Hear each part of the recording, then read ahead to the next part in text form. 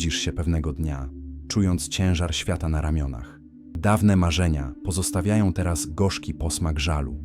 Odbicie w lustrze ukazuje prawdy, których nie możesz już ignorować.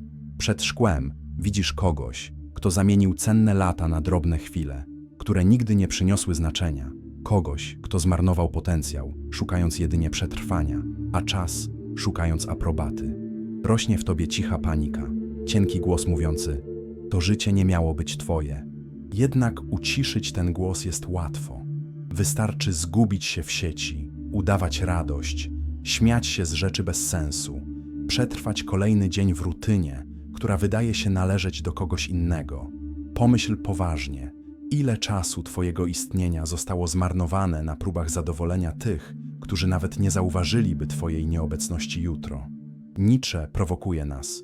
Twoje drugie życie zaczyna się, gdy zrozumiesz, że masz tylko jedno.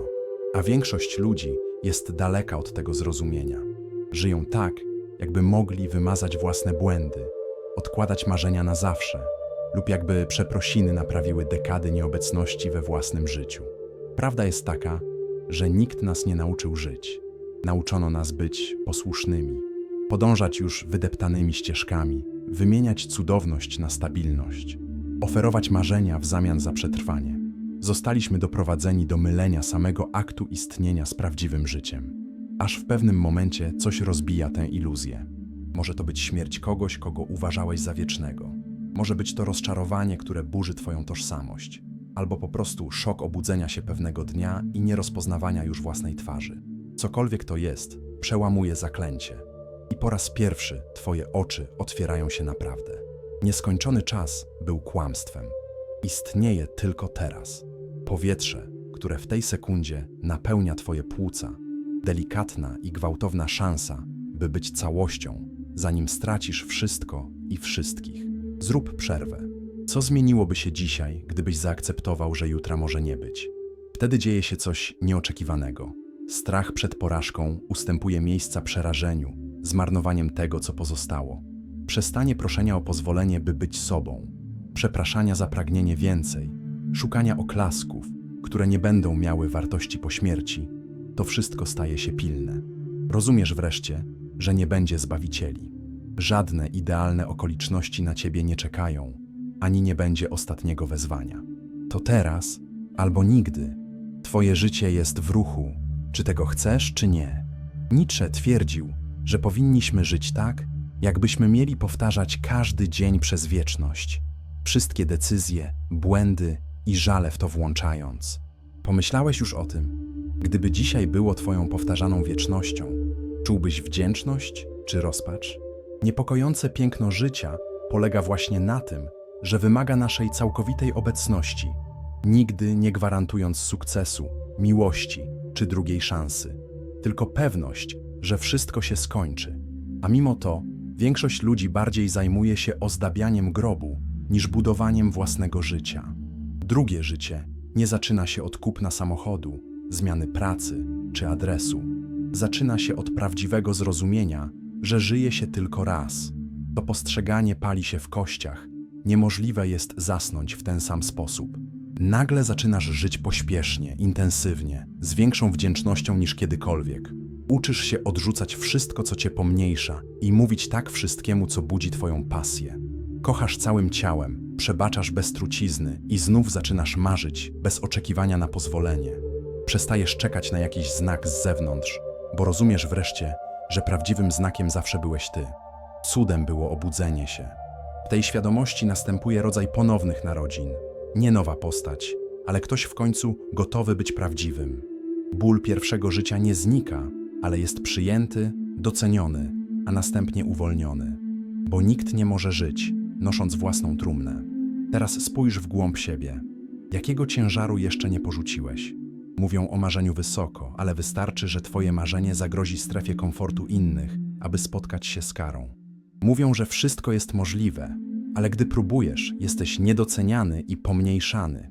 Społeczeństwo uwielbia marzyciela, pod warunkiem, że marzenie jest małe, potulne i nikogo nie przeraża. Nietzsche dostrzegł tę sprzeczność. Widział, że funkcją społeczeństwa nie jest pielęgnowanie wielkości, ale kształtowanie posłuszeństwa. Kto ma jakieś dlaczego, Ten zniesie niemal każde jak, napisał. Ale to, co najbardziej ponure, pozostało domyślne. Większość nigdy nie odkryje swojego dlaczego, żyjąc i umierając pogrzebana pod jak innych ludzi. Od wczesnych lat otaczają nas oczekiwania. Ucz się, pracuj, żeń się, produkuj, konsumuj, bądź posłuszny. Otrzymujemy formę jeszcze zanim nauczymy się mówić. A kiedy się zorientujemy, życie zostało już zbudowane, aby zadowolić innych, nie nas samych. Bądź szczery. Ile wyborów podjąłeś tylko po to, by zaspokoić cudze pragnienia? W głębi duszy nie żyjesz, grasz.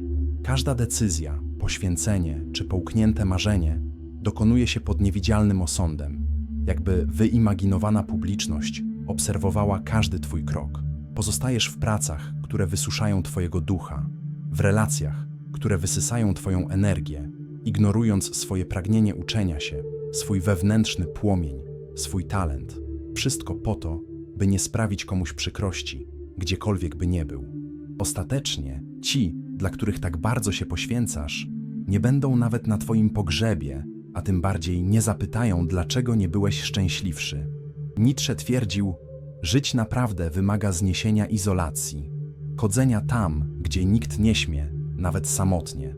Wielkość wymaga wygnania, autentyczność wymaga buntu.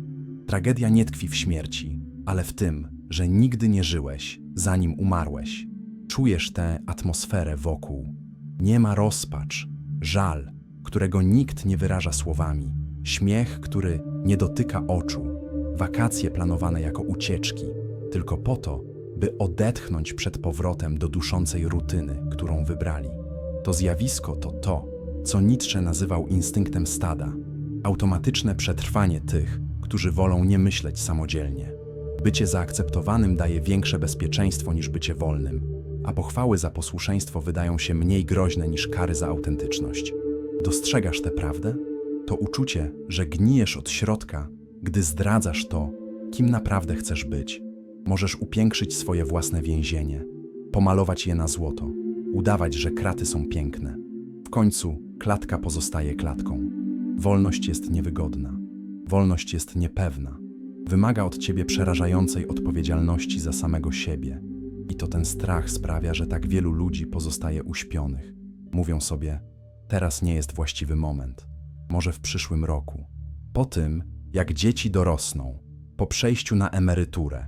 Ale czas nie negocjuje, nie lituje się nad wymówkami.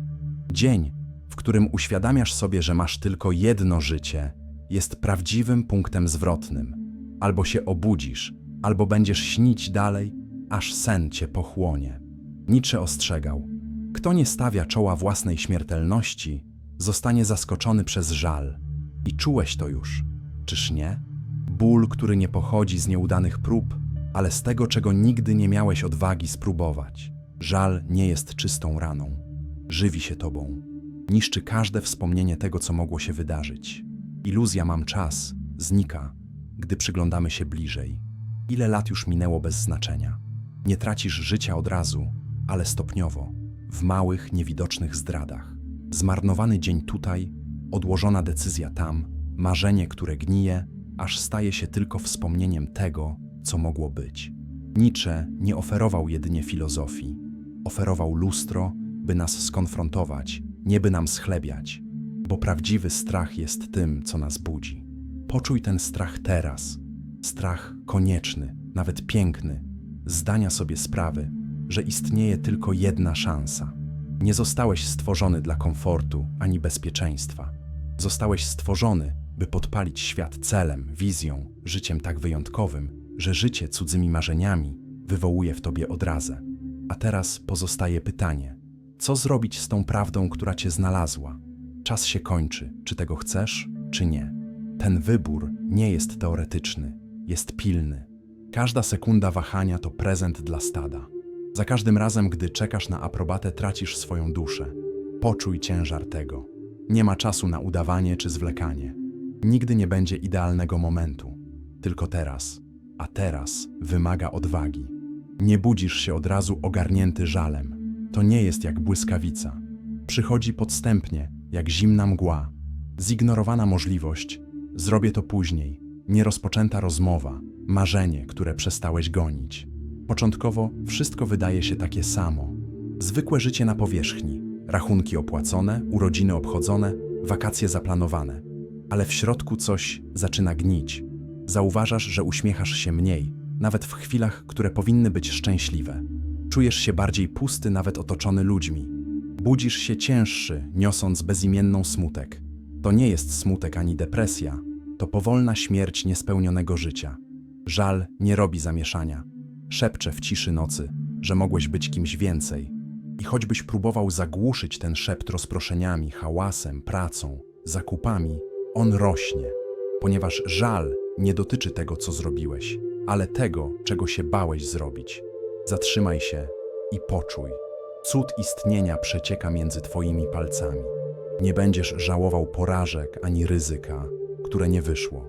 Będziesz żałował milczenia, tchórzostwa, godzin zwątpienia, kiedy mogłeś się odważyć. Rozejrzyj się wokół. Ilu ludzi jest już martwych w środku, mimo że ich serce wciąż bije. Życie w nienawistnych rutynach, wymuszony śmiech, puste celebracje.